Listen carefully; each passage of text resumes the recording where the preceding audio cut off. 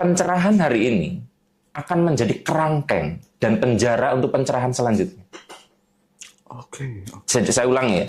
Pencerahan yang kamu dapat hari ini, yang membuat kamu berdaya hari ini, suatu saat itu menjadi kerangkeng atau penjara untuk kamu bertumbuh lagi. Aku nggak paham saat itu. Tapi akhirnya aku dibuka melihat sendiri. Contohnya ya, supaya teman-teman ya paham. Mungkin ada di antara Anda yang masih awam dengan pemberdayaan diri lalu mengenal ilmu bawah sadar. Pertama kali Anda dapat itu tuh Anda berdaya, berubah, banyak progres dalam hidup. Tapi perhatikan, lama-lama itu jadi penjara buat Anda. Semua dianggapnya fenomena bawah sadar. Ciri bahwa Anda itu pinter, itu pasti ada kesombongan. Saya belum pernah menemukan orang pinter yang belum pernah ngerasa sombong. Suatu saat dia memang akan menjadi orang yang rendah hati. Tapi step itu jauh loh Mas Hendra ke sini itu. Dan tak kerjain lagi, karena aku tuh pasti mintanya pagi. Enggak. Jadi mungkin Mas Hendra masih kurang tidur dalam perjalanan, saya mohon maaf ya. Karena aku malam hari lebih bodoh, Mas. Jadi puncak aku rada pinter itu dini hari jam 3. Beneran Mas, saya jam 3 itu nggak tahu. Lebih cerdas. Ya sekarang masih ada sisa lah. Tapi kalau malam itu rada bego. Jadi karena untuk ngaji Roso kan harus kalau bisa yang kondisi terbaik gitu ya. Oke. Terima kasih Mas Arif. Jadi sebenarnya kemarin saya tuh udah di Jogja ya, tanggal 20 tuh kalau nggak salah balik dari Jogja deh. Terus balik lagi. Pokoknya saya kalau Mas Arif meluangkan waktu tuh nggak tahu, semangat aja gitu, seneng aja gitu, merasa terhormat lah. Mas, kita semua tahu bahwa banyak sekali teman-teman tuh yang belajar tentang ilmu pengembangan diri, tentang kesadaran gitu ya. Tapi terkadang justru tidak sedikit yang terjebak dalam ilusi menjadi Tuhan kecil gitu.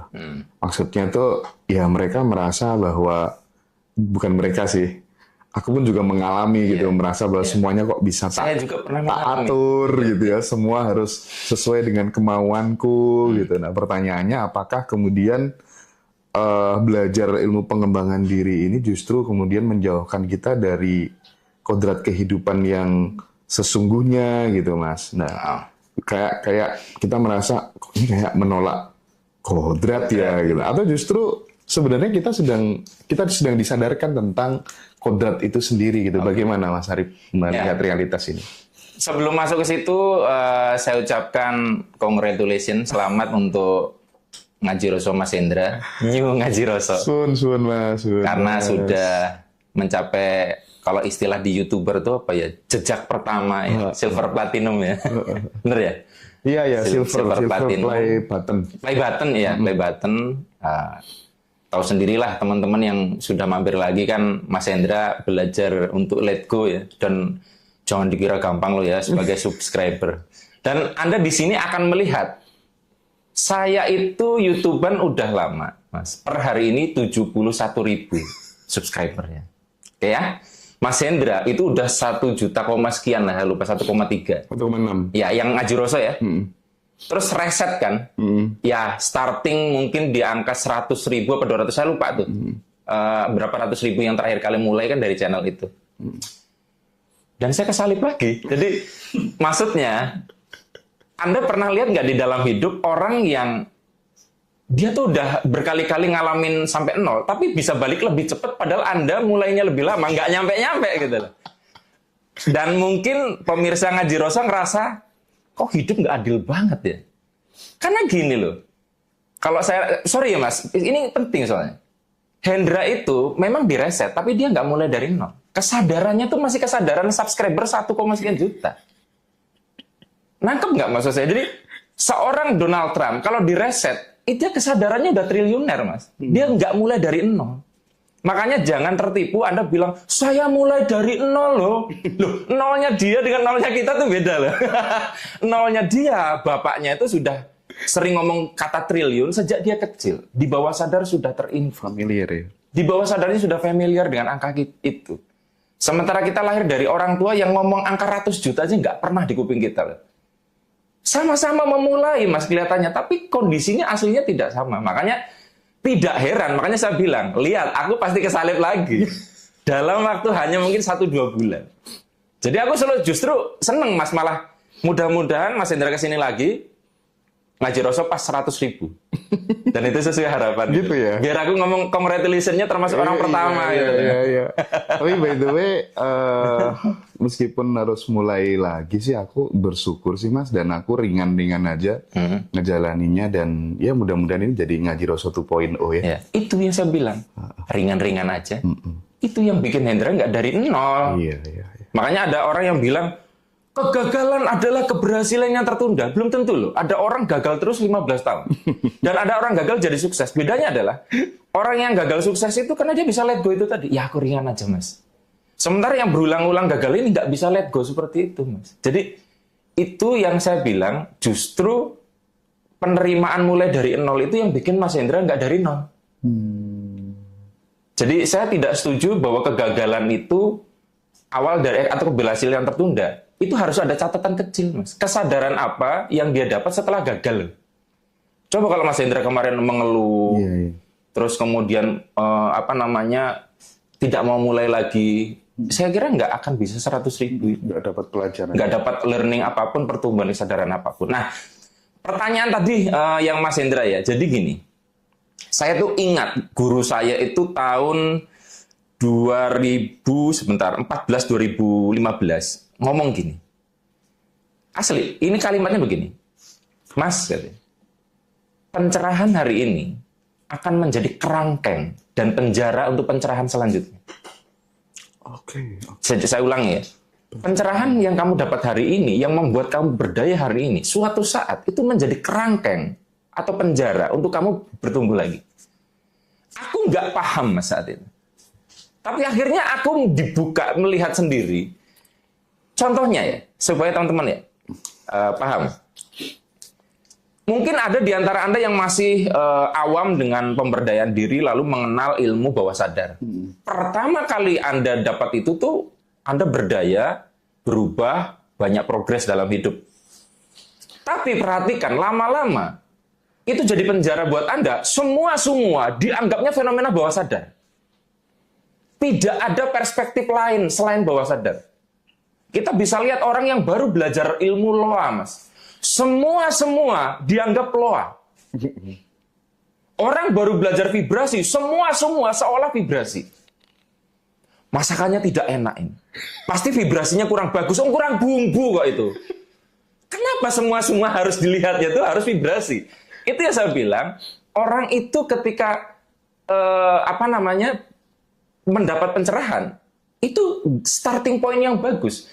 Tapi Mas, dalam jangka panjang kalau dia nggak sadar, itu jadi kerangkeng baru. Jadi penjara baru.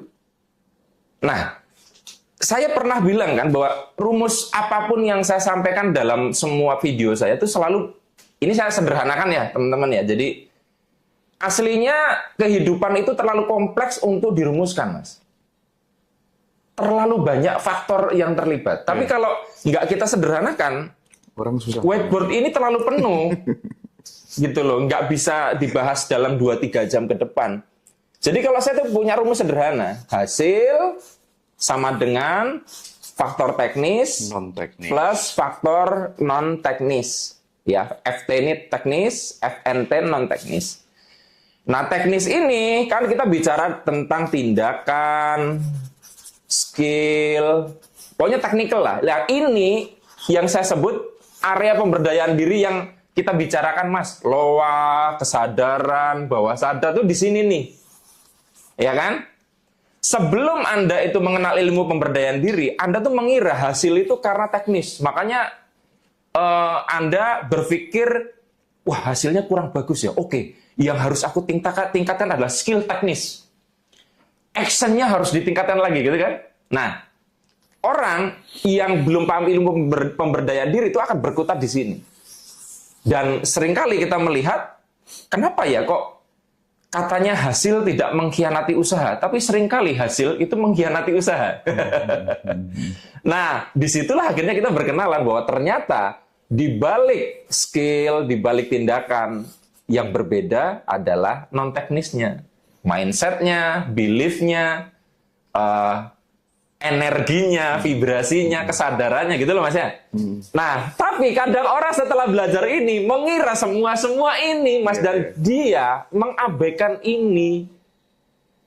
Loh, saya jadi YouTuber, terus saya belajar ilmu bawah sadar macam-macam. Kalau saya nggak ningkatin pengetahuan saya tentang YouTube, ya nggak signifikan Mas, nggak akan bisa seperti ngaji Rasul dong. Jadi banyak orang kadang itu akhirnya menganggap ini satu-satunya faktor. Nah, makanya gini, ini kenapa saya bahas Mas. Saya itu dalam sekitar 2 minggu, 3 mingguan, kurang lah. Follower TikTok, akun TikTok saya, arif.rh.vibrasi itu, bertambah 30.000 followers. Apa ya sebabnya?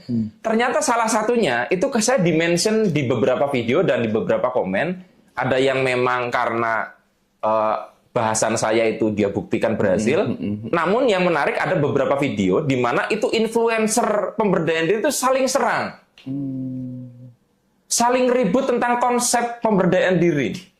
Influencer loa versus floa yang lain. Versi lain. Nah, mereka ribut, saya yang diuntungkan. Karena nama saya di-mention di situ. Saya udah deg-degan karena saya dicolek. Wah, jangan-jangan saya di-mention karena do something wrong. Padahal saya udah lama nggak bikin video kan. Ya tahu sendiri kan teman-teman, saya itu orang yang kadang penggunaan kalimatnya bikin orang emosi Mas ya. Jadi ternyata saya disebut di situ tidak dalam konteks perseteruan itu, tapi saya sebagai contoh yang baik ya, alhamdulillah ya. Nah, maksud saya di situ tuh saya mikir, ini orang-orang belajar loa, kok malah ribut sendiri ya? Kan maksud saya adalah itu terpenjara Mas. Salah satu penjara itu adalah yang paling fatal dalam hidup Mas. Ketika saya merasa bahwa kalau saya benar, itu nggak ada kebenaran di luar itu. Jadi ketika saya ngerasa benar, itu ngerasa Hendra pasti salah loh. Karena dia berbeda. Nah ini yang saya bilang Mas, orang berdaya jadi terperdaya, akhirnya melakukan tipu daya. Dimension itu karena, oh ini lo pawangnya yang benar gitu ya. Ya di situ, gini, jadi waktu itu meributkan tentang siapa yang paling pionir. Loh, kalau soal pionir, Pak Arif Erha itu udah lama ngomongin itu. Jangan merasa sok pionir gitu loh. Saya batin, enggak juga, sebelum saya juga banyak yang lain gitu loh. Cuman di situ akhirnya saya lihat, kok memprihatinkan ya? Saya kira dunia pemberdayaan diri itu aman dari politik Mas ya. Kalau di politik saling serang oposisi, saya masuk dunia manapun sama loh Mas. Masuk dunia religius, tetap aja Mas, ada kayak gitunya. Artinya jebakan ini tuh ada di mana-mana Mas. Sesama YouTuber nanti kalau udah berkomunitas bisa loh Mas. Saling sirik-sirik kayak gitu. Nah maksud saya gini, saya tuh kenapa bolak-balik ngomongin bahwa di Ngaji Roso narasumber berbeda-beda. Anda pasti akan melihat perspektif berbeda, ilmu berbeda, jurus berbeda, gagasan berbeda. Nah, tugas teman-teman di Ngaji Roso itu bukan mengadu antar pembicara ya Mas ya. Ya, tugas teman-teman nyari mana yang paling works, yang paling cocok buat Anda. Dan kalau cocok buat Anda, jangan ngira juga itu pasti cocok buat orang lain. Misal, wah, habis dengar metodenya Arif Erha, merasa itu works nih. Terus lo komen di narasumber lain, menurut saya lebih bagus metodenya Arif Erha. Saya pun nggak setuju loh, Mas. Karena belum tentu juga metode saya works buat dia. Nah, maksud saya adalah, yuk dibuka bahwa kita tuh belajar sesuatu, tujuannya memberdayakan diri, jangan sampai jadi penjara baru. Seperti statement di awal tadi ya. Itu Mas. Jadi, ini mungkin saya terlihat mengada-ada, tapi saya lihat kok fenomenanya terjadi. Betul. Patah tulang. Dulu waktu awal saya belajar ilmu hipnosis, ada teman patah tulang. Ini pakai sugesti aja cukup. Loh, dia tuh patah tulang sudah harus ke rumah sakit loh Mas. Maksudnya tuh ada beberapa hal memang bisa disembuhkan hanya dengan permainan batin ya. Tapi kalau Anda sudah sampai kecelakaan parah kan tetap harus ke rumah sakit Mas. Harus ke ortopedi. Atau sanggal putung ya. Ya itu kan harus ada ini loh, technically-nya. Ini loh Mas, maksud saya, Anda mau belajar apapun terserah. Ini tuh jangan lupa yang menjadi pelengkap. Nah, tapi mungkin Anda akan melihat, Mas, tapi ada orang yang skillnya perasaan sama dengan saya loh. Tapi kok hasilnya beda. Ininya, Bung, itu tadi.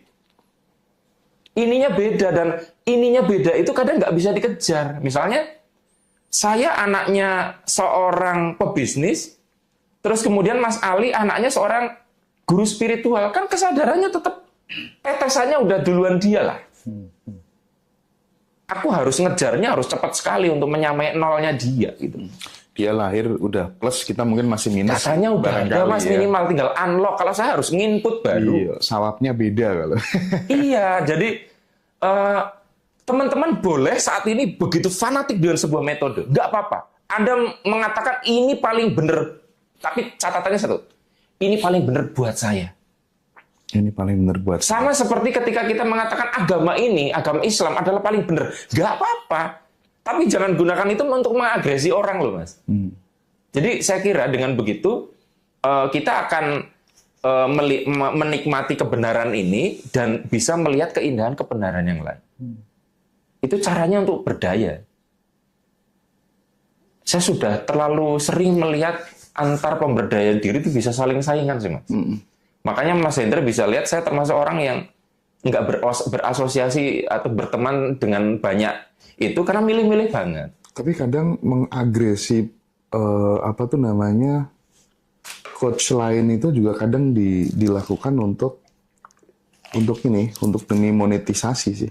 Gimana? Untuk demi menambah viewers, untuk demi panggung sih. Hendra misalkan subscribernya atau followernya di TikTok 1 juta atau 2 juta. Wah, biar terkenal tak senggol-senggol. Nah gitu. Nama aku kan Pansos. Iya, Panjat sosial. Pansos. Sayangnya saya kurang tertarik melakukan itu. Maksudnya gini, kok aku kayak nggak punya cara lain ya untuk naik ya. Kenapa harus nginjek dia gitu. Jadi mungkin ada ya yang melakukan itu tuh ada, Mas. Banyak banget yang kayak gitu. Tapi saya tuh kurang suka dengan permainan itu. Karena saya tahu akan ada mahar yang harus saya bayar di kemudian hari, alias salah satunya saya juga akan ngalamin kayak gitu. Loh, siap nggak kita digituin orang? Saya suka debat, tapi saya siap didebat loh, Mas. Tapi kadang kita nginjek orang, tapi nggak mau diinjek orang lah. Nggak fair banget. Iya. Nah, jadi teman-teman, itu sih yang saya ingin buka di awal, bahwa kelihatannya ini sederhana rumus ini. Hasilnya apapun ya, Mas ya. Keberuntungan, kesialan, target tercapai, tidak tercapai, impian termanifestasi, impian tidak termanifestasi, pasti ada faktor tanpa teknis dan non teknis yang berkolaborasi di situ. Terus mungkin tipsnya, Mas, ketika kita belajar kesadaran supaya nggak jatuh dari kesombongan rohani tadi gitu ya, merasa bisa mengatur semuanya, segalanya, kayak menolak kodrat itu gimana? Secara umum kebanyakan orang pasti harus melalui tahapan sombong itu. Gitu ya? Setidaknya saya. Maksudnya saya tidak, kalaupun tidak diekspresikan, kesombongan itu ada di hati. Karena bahkan imam-imam besar pun itu pernah melalui itu. Ya. Tapi bukannya memang pertumbuhan itu memang kebanyakan awalnya dari situ memang. Iya, gini. Ini kayaknya man-made deh kira-kira. Saya tuh lebih suka orang yang sombong dibanding orang yang minderan. Karena orang minderan itu susah untuk diajak maju. Orang sombong tuh energinya udah di atas. Kalau Anda buka tabel kesadaran, rasa malu itu kan 2 terbawah tuh. Rasa bersalah ya, rasa malu. Ngangkatnya ke atas terlalu berat. Tapi kalau sombong itu kan sudah paling puncak di tabel force itu sendiri, sedikit lagi udah nyebrang power. Artinya orang kayak gitu tuh malah bisa lebih berdaya. Nah, berarti di situ juga kita bisa lihat untuk menuju ke power itu kan jalur juga yang dilalui dari urutan kesadarannya. Loh, iya kan? Iya. Ada. Walaupun mungkin ada orang yang sombongnya 1 bulan, 2 bulan ya, saya 8 tahun misalnya. Tapi gini, yang menarik adalah, maaf ya, bukan apa ya, ciri bahwa Anda itu pinter, itu pasti ada kesombongan. Saya belum pernah menemukan orang pinter yang belum pernah ngerasa sombong. Suatu saat dia memang akan menjadi orang yang rendah hati. Tapi step itu pasti. Jadi kalau Anda orang yang merasa nggak pernah sombong, ada dua kemungkinan. Pertama, Anda rendah hati, kedua bego. Iya.